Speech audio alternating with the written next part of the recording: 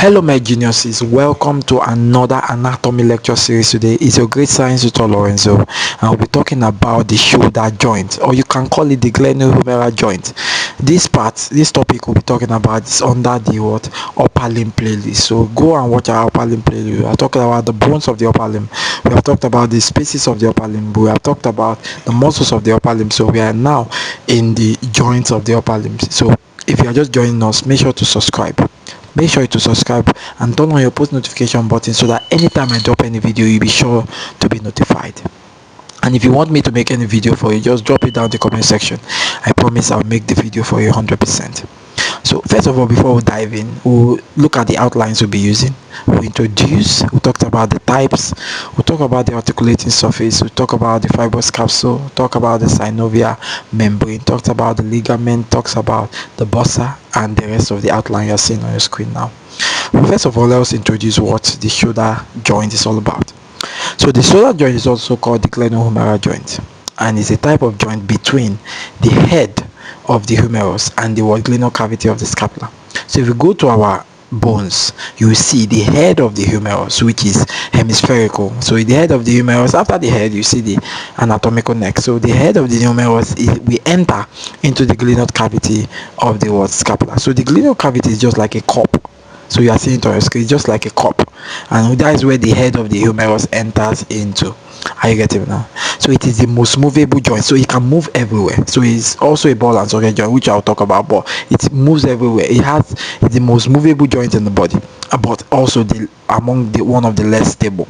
So it's not listed because the one that is much more less stable is the knee joint. After the knee joint, the shoulder joint are another less stable joint. And it's the most common joint to dislocate, so it can dislocate also and undergo recurrent dislocation. Are you getting now? So it's among the most common joint that dislocate easily and it undergo recurrent dislocation. That's why students should read about it so thoroughly. So please just stay with me. So we have talked about it. The head of the humerus is articulating with the glenoid cavity of the scapula. So what types of joint is it? It's a ball and socket joint of a synovial variety, because under the synovial joint you have different types of joint there. Are you getting now? You have the ball and socket joint, you have the saddle joint, you have the hinge joint, you have the condylar joint, you have a lot of them. So we'll talk about the classification of joints soon, so also just stay with me.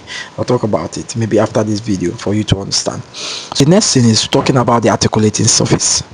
What is the articulating surface of this joint? First of all, the joint is lined by hyaline cartilage, because it was made through endochondral ossification. So it's made by hyaline cartilage, that is the inner lining, and it is formed by endochondral ossification. And the joint is formed by the articulating surface between the large hemispherical round head of the humerus, intracapsular with the shallow depression of the glenoid cavity of the scapula. So the glenoid cavity is more shallow, while the hemispherical head of the humerus is very large. Are you getting me now? But one thing is that glenoid cavity is shallow, it is not deep, but it is made deep in by a fibrocartilaginous ring called the glenoid lambrium. So the glenoid lambrium is all around the glenoid cavity, is all around it. Are you getting me now? It attaches the glenoid cavity of the scapula down to the anatomical neck of the humerus. Are you getting me now? So it makes the head of the humerus get deep into the glenoid cavity of the scapula. Don't forget, the inside lining of the joint is hyaline cartilage, which is endochondral ossification, while the ring that deepens the head, the hemispherical head inside the glenoid cavity, is formed by fibrocartilaginous ring. Very, very simple. Take it home, it's very, very important. So the next one is talking about the fibrous capsule. Are you getting now? We have talked about the introduction, we have talked about the type, we have talked about the articulating surface. So the next one is the fibrous capsule. So the fibrous capsule now, this is a fibrous elastic sheet containing dense irregular connective tissue. Are you getting that? Again, take it, hold it very well. You should hold it, especially if you are writing external exams. It's a fibrous elastic. The fibrous capsule is an elastic sheet containing dense irregular connective. A fibrous capsule The fibrous capsule is a fibrous elastic sheet containing what dense, irregular or collagenous connective tissue capsule, which enclose the articulating surface of the shoulder joint. Are you getting me now? So it's a fibrous elastic sheet containing dense, irregular, collagenous connective tissue, forming the capsule, enclosing the articulating surface of the joint. Are you getting me now? So it's attaching above to the upper margin of the cavity of this scapula to the anatomical neck. Are you getting me? So when you want to, first of all, if you have the joint, what you have after the glenoid lambrium has covered the joint and causing the head of the humerus to get deep in, what happens? You have the first cover. The first covering of the joint is the fibrous capsule, and it is made by what? Irregular collagenous connective tissue. Are you getting now?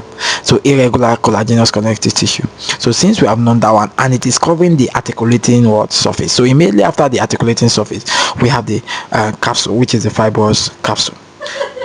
Don't forget. Are you getting now? So now you should know that it is attaching the upper end of the margin of the scapula, just about that point where the glenoid lambrium is. So it's attaching that place down to the anatomical neck to hold the joint very well in place.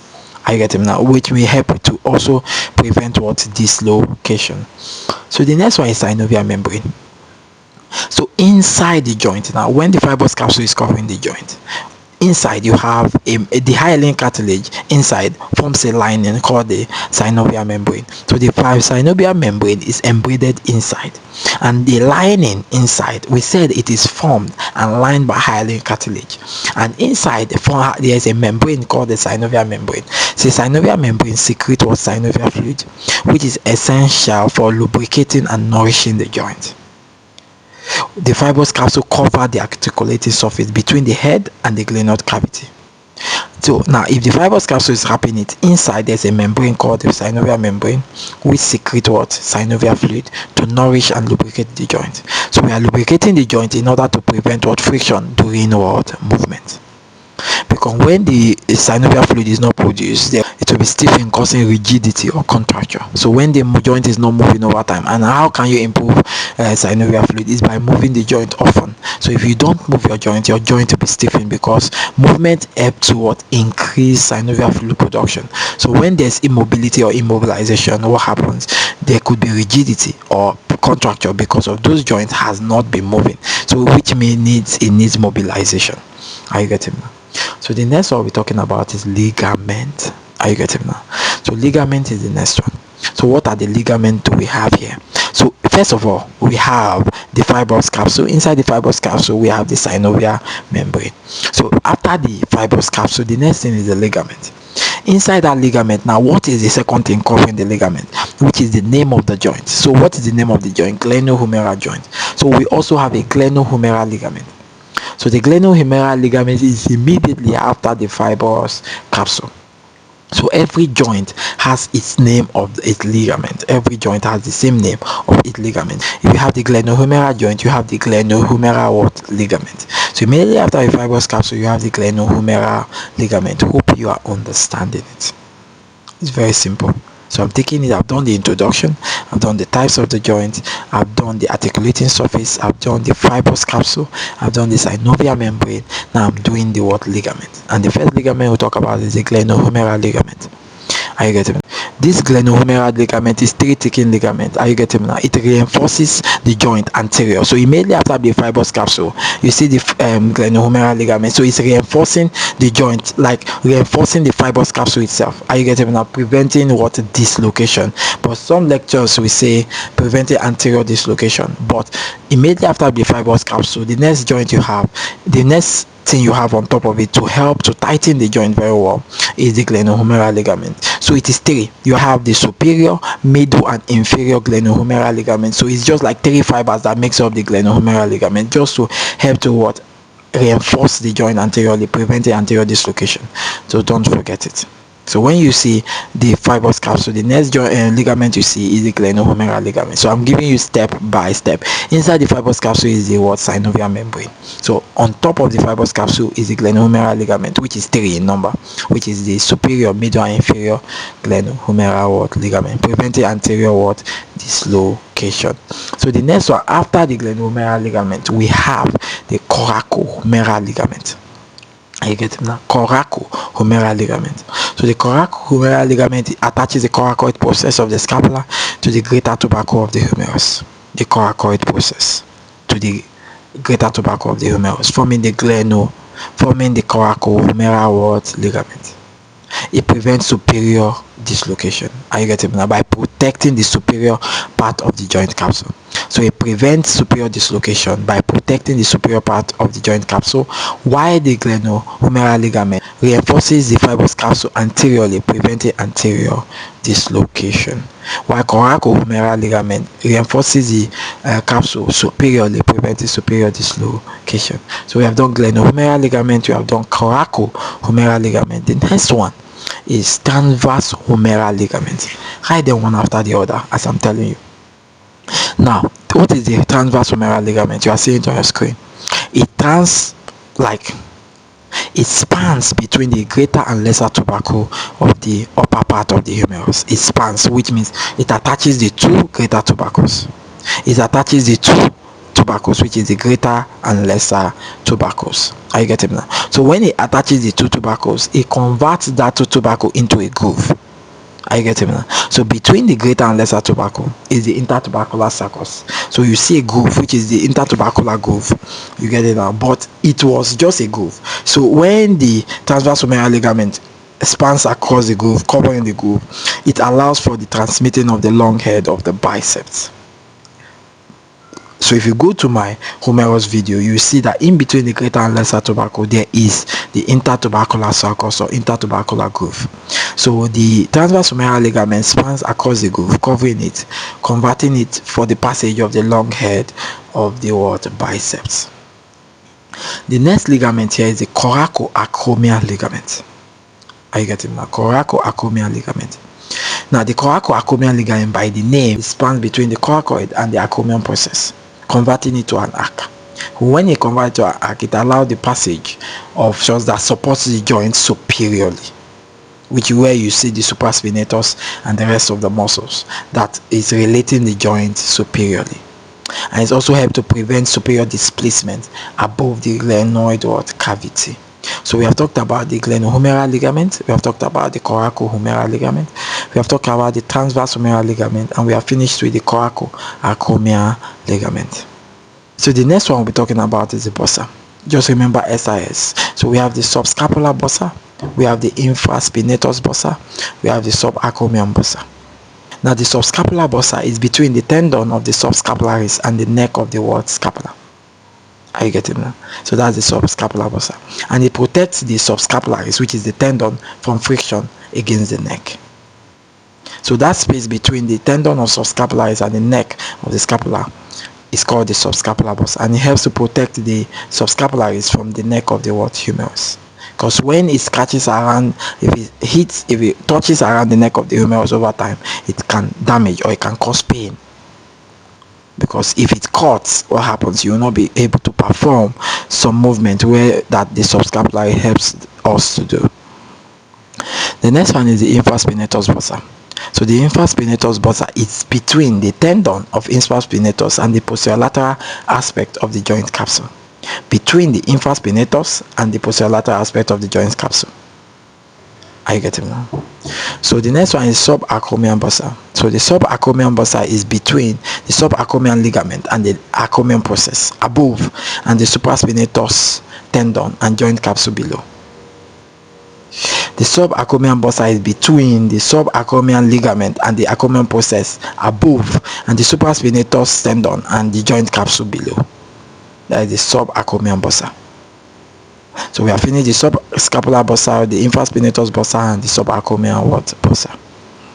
So the next one is the relations. Now, what is the relations of the shoulder joint? So keep this. The relations of the shoulder joint, it is related superiorly. So what can you say superior to the shoulder joint?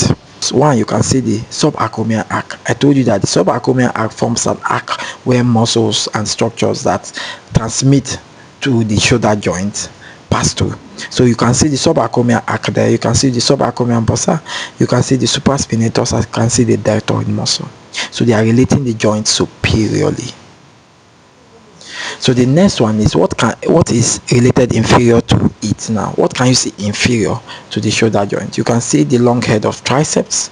So if you see the long head of triceps, you see the axillary nerve and posterior circumflex humeral vessel that passes through the quadrangular space. So these structures, axillary nerve and posterior circumflex humeral vessel, passes through the quadrangular space. So go watch my videos on the quadrangular spaces. Now what is related to the joint anteriorly? Are you getting now? So the anterior relation of the joint is one, subscapularis. You have the subscapular bursa, you have the coracobrachialis, you have the short head of bicep brachii, and you have the deltoid. But the deltoid is superior, so you have the acromion part of the deltoid, which is relating it superiorly, and you have the anterior fibers of the deltoid relating it anteriorly. Now what is relating it posteriorly? It's on your screen, just be looking at it here. So you can see the infraspinatus. The infraspinator is relating it posteriorly. You can also see the teres minor. The teres minor is relating it posteriorly, and also the posterior fibers of deltoid is relating it posteriorly. So hope you understand. Everything is on your screen, just look at it and understand it. So I'll also give you a diagram of everything, so you just look at them once. Are you getting? But in case you don't understand the diagram, just look at what I'm giving you here. So the next one is the stability of the shoulder joint. So what is making the shoulder joint to be stable? So the first thing, for a shoulder joint to be stable and be free to move around without being damaged, the first thing you talk about is the muscles. So the muscles also helps to make the shoulder joint to be stable. Are you getting me? So what muscles are we looking at? The rotator cuff muscles. So go watch my videos on the muscles of the shoulder joint. You see it there. So in the extrinsic muscles of the shoulder joint, you have the rotator cuff muscles. What are the rotator cuff muscles?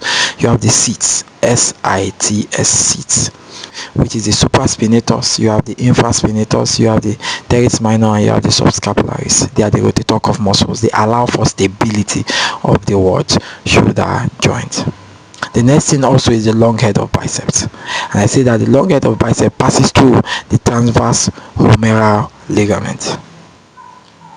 Another thing that can also make the joint to be stable is ligament. Remember, after the fibrous capsule covering the articulating surface, you have the glenohumeral ligament reinforcing the fibrous capsule again. So ligament helps to also tighten the joint and reinforce it to prevent dislocation and to allow it to move everywhere.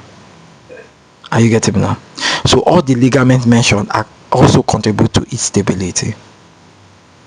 The next thing is the glenoid labrum.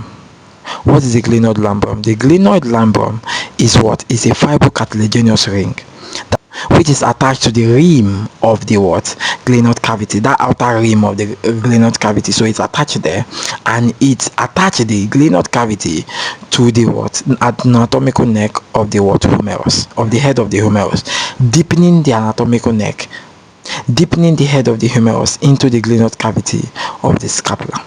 Are you getting now? So when it gets deep in, it becomes intercapsular. It will not be able to pull out in case of subluxation easily, unless there is a hard trauma or a hard force on the joint that will pull out the head out. Do you get it now? So without a hard force, the help of the glenoid labrum keeps the head of the humerus inside the glenoid cavity. The last thing also is the coracoacromial arc. So that coracoacromial arc is formed by the coracoacromial ligament, which bridges the superior aspect of the shoulder joint, allowing things to pass under. So a direct blow to that part will be absorbed by the coracoacromial arc, preventing the action on the joint. So it's also protecting, but it's protecting it above. So the next one is movement. So what are the movements the joint can give us? What are the movements? So we have so many movements, but the basic movement to be saying is what? We have flexion and extension. Are you getting that together? So we'll be grouping them into flexion and extension, abduction and adduction, medial and lateral rotation, and circumduction. So these are the movements. Are you getting now? So in our introductory video, we learned about the movement of the human body. So we have different movements. Are you getting me now? So we have the flexion, we have extension. Flexion is when you are moving your joint upwards against gravity. When you are moving it against gravity forward. So go watch my video on that so you know what flexion and extension is. You get it now? So I will also put each one, I will put it there so you will see the video, so that it will be much more easier for you to get. So you are also seeing the image of flexion and extension in case you don't know. So in flexion, when it's moving, what are the muscles that allow flexion? It's much more important for you to know. So the chief flexure of the upper limb, the chief flexure of the shoulder joint. So now, what muscles contribute to flexion now? The chief flexure of the shoulder joint is the what? P major.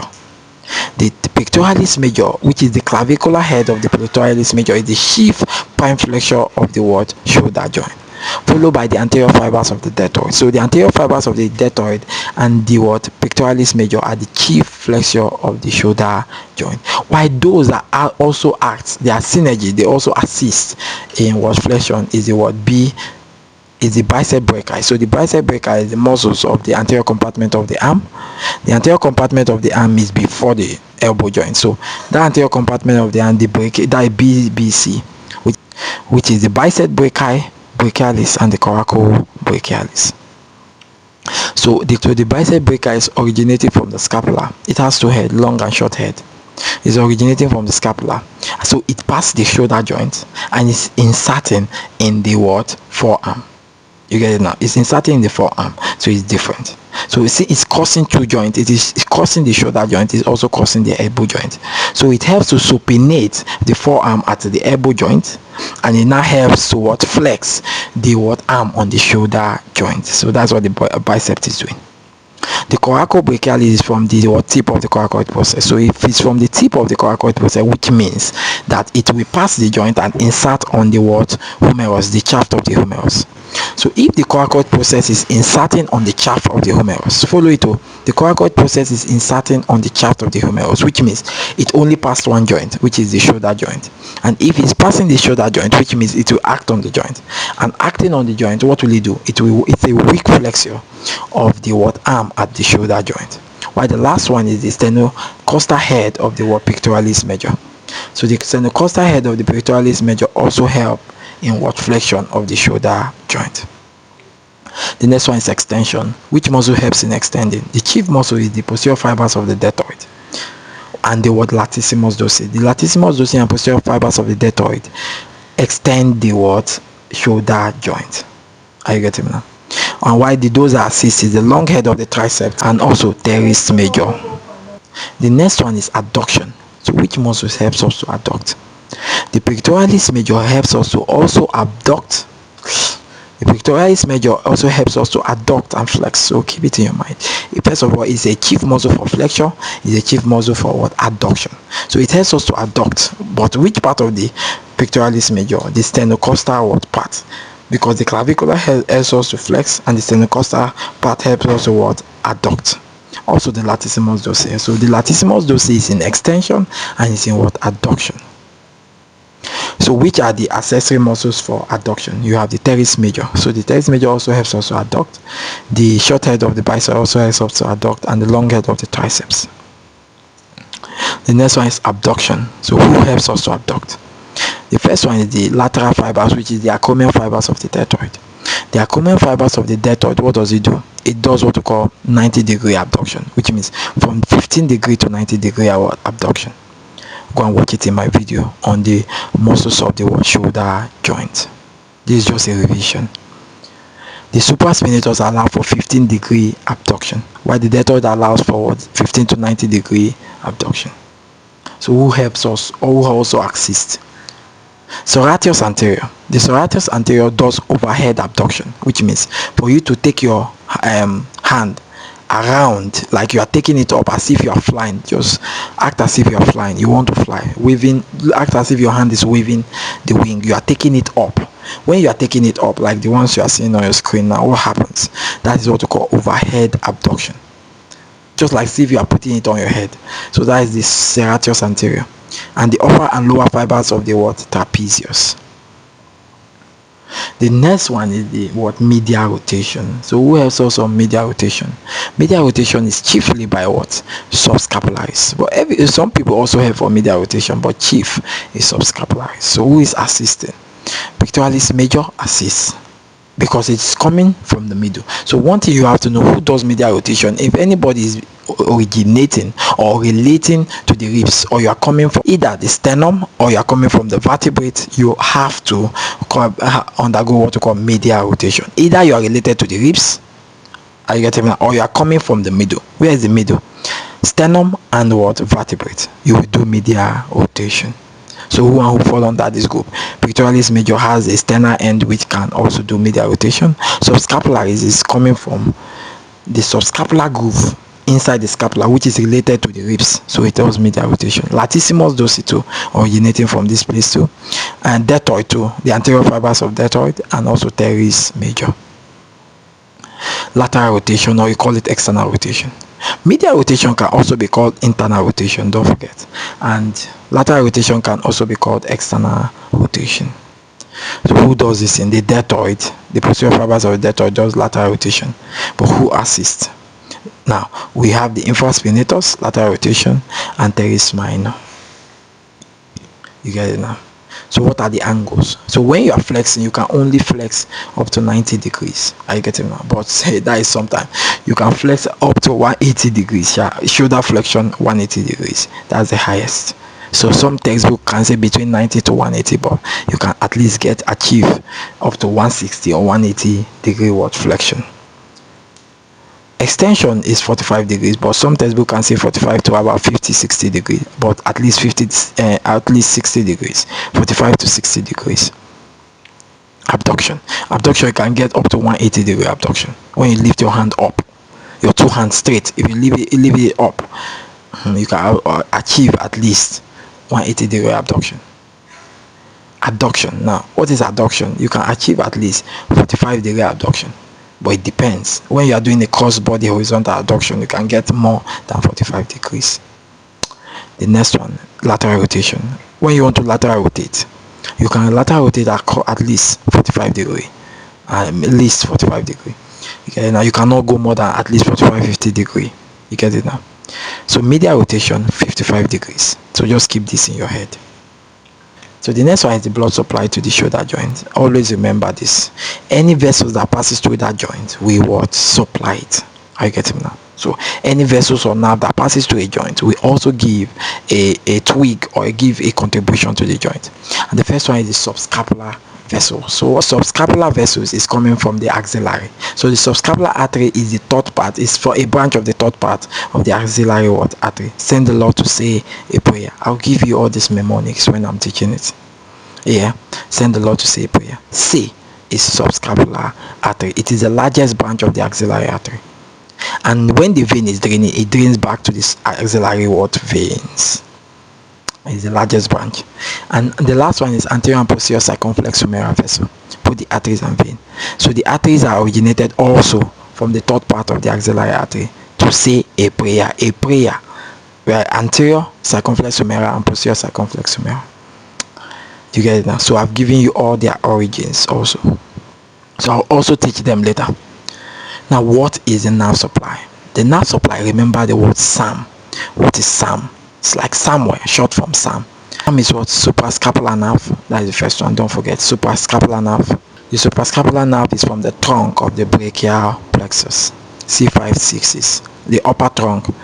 So suprascapular nerve is from the upper trunk of the brachial plexus. C5-C6. Axillary nerve. The axillary nerve, also C5-C6, is from the what? Posterior cord of the brachial plexus. Musculocutaneous nerve, C5 to C7, is from the what? Lateral cord of the brachial plexus. So hope you are getting it now. So we have talked about the blood supply, we have talked about the nerve supply. Next we'll be talking about is the clinical correlation to the shoulder joint. The first thing we'll be talking about is the what? Dislocation of the shoulder joint. Most of the exams comes from this dislocation to the shoulder joint. Under the dislocation to the shoulder joint, one thing you have to know, note it for the purpose of your exam. The location of the shoulder joint is mostly inferiorly. Exam. when you want to dislocate the shoulder joint, it is mostly what inferiorly, because the joint is least supported, so you don't have any support of the joint inferiorly, but there are relations, but no ligament is usually reinforcing it inferiorly because they lack support inferiorly. Are you getting me now? So when there is this dislocation inferiorly, what vessels will it affect? It will affect both the posterior circumflex humeral and it will affect the what axillary nerve. So this is where it will affect most of the time. So this dislocation always comes when there's excess extension and lateral rotation. When you extend and you do external or lateral rotation of the joint, that's where dislocation usually comes. Are you getting now? So now one thing you have to know, that dislocation is much more inferiorly because of left support, and it will damage the what axillary nerve and the posterior circumflex humeral vessel. And usually when there's excess what extension and what lateral rotation. Are you getting now? So what are the signs when there is shoulder joint dislocation? First of all, there will be what prominence of the what shoulder tips. Are you getting now? Which you are seeing on your screen. Prominence of the shoulder tips, and there will be presence of halo in the rounded contours of the what shoulder joint. So there will be roundness. Now there's how it will pop up to show that there's a subluxation, which is prominent of the shoulder tips. So there will be much more prominence there. So the next one is adhesive capsulitis. So what is adhesive capsulitis? Adhesive capsulitis, also known as frozen shoulder. When somebody's shoulder is frozen, it means that he cannot perform any movement on that shoulder. Any way he shift the shoulder, he will feel pain. Are you getting me?